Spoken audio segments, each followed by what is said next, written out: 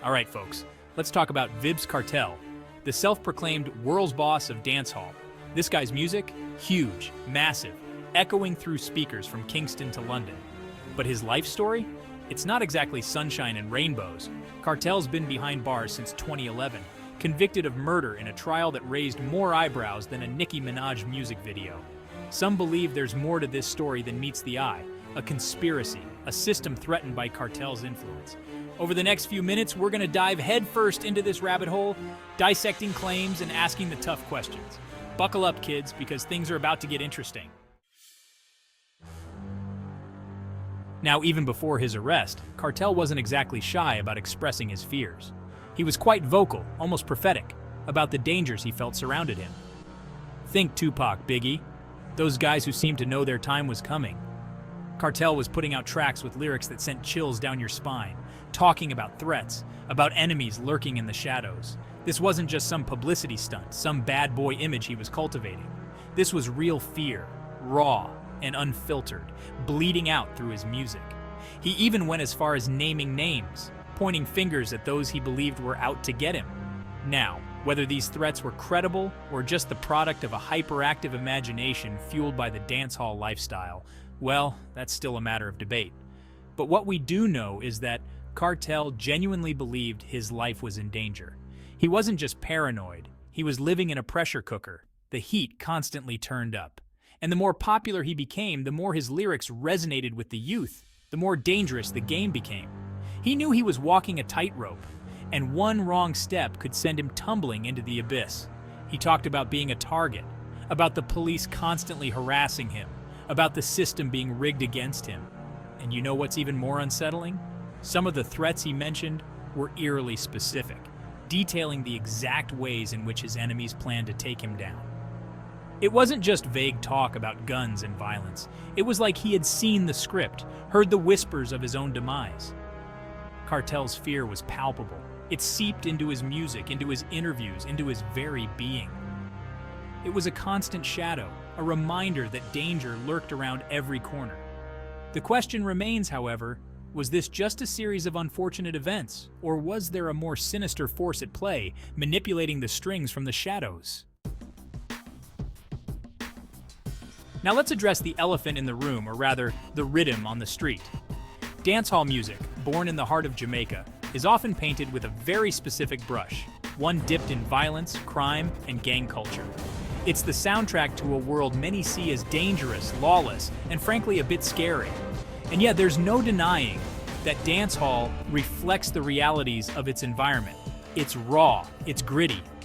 It doesn't shy away from the struggles of everyday life in marginalized communities, but to reduce it to just crime and violence, that's not just reductive, it's lazy. It's like saying all country music is about pickup trucks and heartbreak, or all opera is about fat ladies singing. See, dancehall, like any art form, is a reflection of society, a mirror held up to the good, the bad, and the ugly.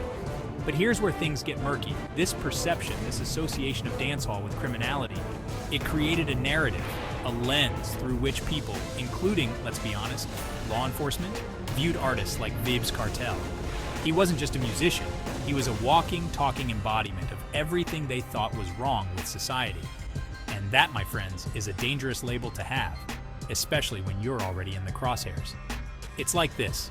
Imagine a courtroom. On one side, you have Vybz Kartel, the dancehall superstar. Tattoos, charisma, lyrics that could make a nun blush.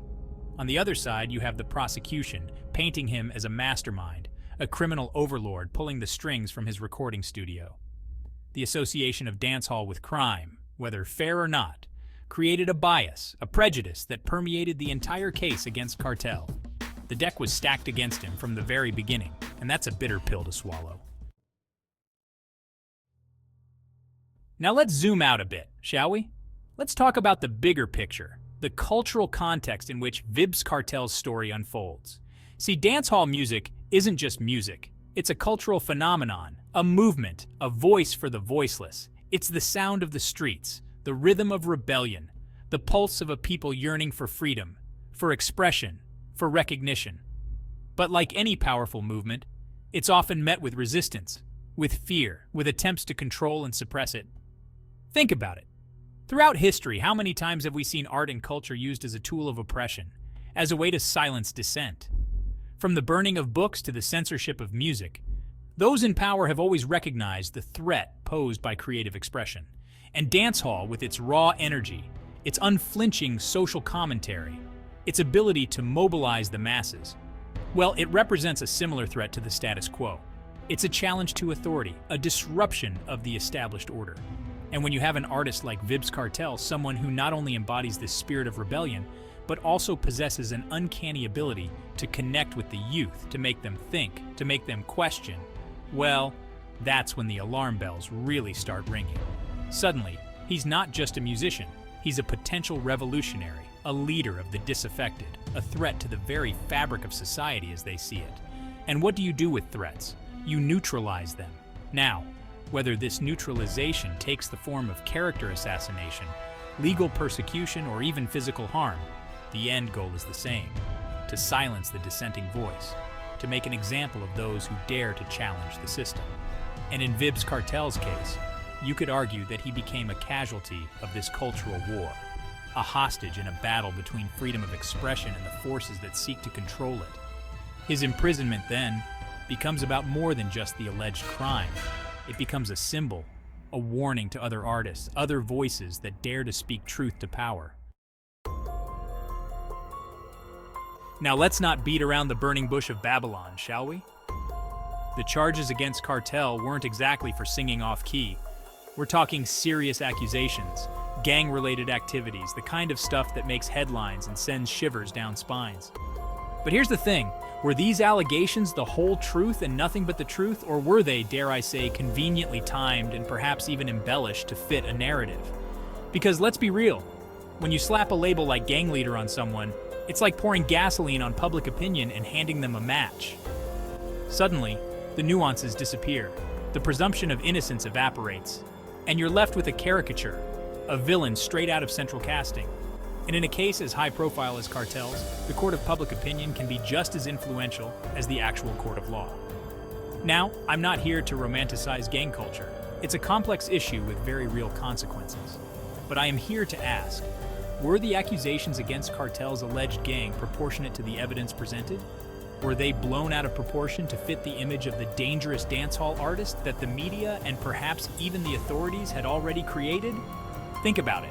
If you're already predisposed to believe that someone is capable of violence, of criminal activity, then any evidence presented, no matter how circumstantial, is going to be interpreted through that lens.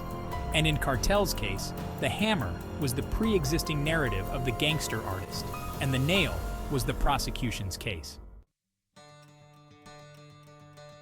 So there you have it. The Vybz Kartel case, a tangled web of music, alleged conspiracies, and a whole lot of questions that still linger in the air, like the smell of weed at a Snoop Dogg concert. But at the end of the day, it's up to each of us to look at the evidence, to challenge our own biases, and to decide what we believe. Was Vybz Kartel the victim of a system rigged against him? Or was he simply a man who got caught up in a life he could no longer control? The answer, like most things in life, is probably somewhere in between. Because one thing's for sure, you can lock up the man, but you can't silence the music.